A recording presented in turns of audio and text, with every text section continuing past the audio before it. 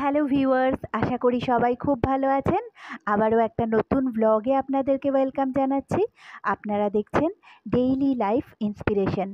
তো সঙ্গে থাকুন, দেখতে থাকুন ব্লগটা।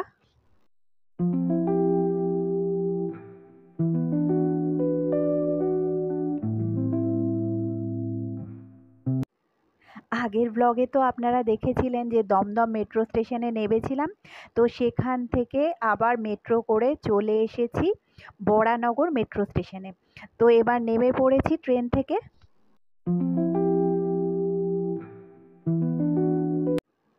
আর এই যে ট্রেনটা এবার ছেড়েও দিচ্ছে, এই ট্রেনটাতে করেই আমি এসেছিলাম।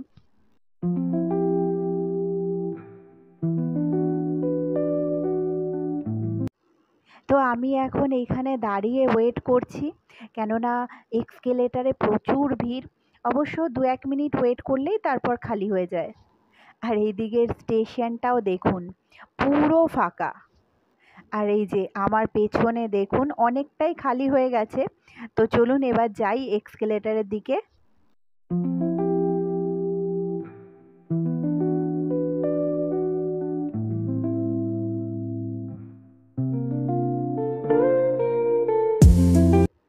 আগের ব্লগে শোভাবাজার মেট্রো স্টেশনটা দেখেছিলেন, সেটা আন্ডারগ্রাউন্ড বা মাটির তলায় ছিল। তবে এই মেট্রো স্টেশনটা আবার মাটি থেকে অনেক ওপরে, রাস্তার ওপর দিয়ে মেট্রো ট্র্যাকটা গেছে এখানে। তাই জন্য অনেকটা নেবে এক্সিট গেটের দিকে যেতে হবে। এই যে এই এক্সকেলেটারটা আমাকে নামতে হবে, তারপর পৌঁছাবো এক্সিট গেটের সামনে। আর এই যে দেখুন গেটের সামনেও কিরকম ভিড়। এখন অফিস টাইম তো, তাই খুব ভিড় থাকে। তো চলুন যাই।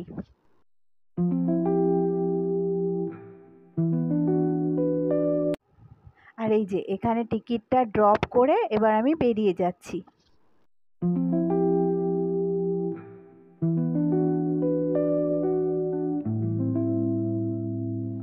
মেট্রো স্টেশন থেকে বেরিয়েও বেশ খানিকটা হাঁটতে হবে, তারপর আমি অটো পাবো। আর এবার স্টেশন থেকে বাইরে বেরিয়ে চলে এসেছি। আর এটা হলো মেট্রো স্টেশনের পাশের যেই হাইওয়েটা, রাত্রিবেলা গাড়িগুলো যায়, বেশ ভালো লাগে দেখতে, তাই জন্য আপনাদেরকে এখানটা একটু নিয়ে এসেছি।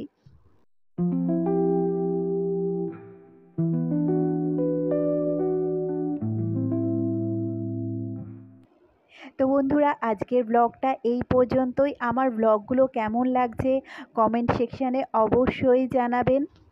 ভালো লাগলে একটা লাইক শেয়ার করে দেবেন। আর আশা করব চ্যানেলের সঙ্গে থাকবেন। খুব তাড়াতাড়ি আরও একটা নতুন ব্লগ নিয়ে আসছি। ততক্ষণের জন্য টাটা। সবাই খুব ভালো থাকবেন।